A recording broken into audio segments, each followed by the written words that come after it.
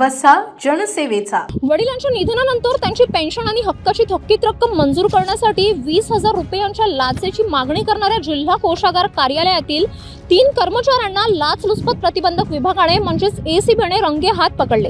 या कारवाईत एका बड्या अधिकाऱ्यासह 2 लिपिकांचा समावेश असल्याने शासकीय वर्तुळात मोठी खळबळ उडाली आहे।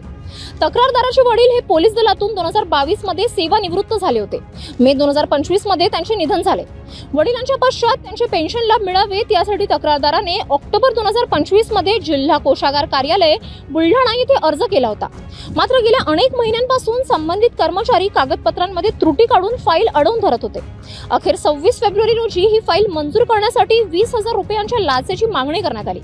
लाच देण्याची इच्छा नसल्याने तक्रारदाराने तातडीने एसीपी कडे धाव घेतली। विभागाच्या पथकाने तक्रारीची शहानिशा केल्यानंतर गुरुवारी जिल्हा कोषागार कार्यालयात सापळा रचला। ठरल्याप्रमाणे 15,000 रुपये स्वीकारताना या तिघांनाही पथकाने ताब्यात घेतले।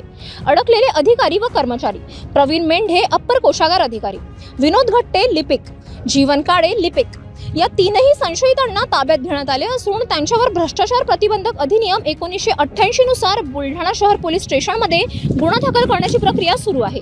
ही यशस्वी कारवाई एसीबीचे डीवायएसपी भागोजी चोरमले, पोलीस निरीक्षक रमेश पवार, पोलीस निरीक्षक पोलीस कुशिंगे व त्यांच्या पथकाने केली। City news.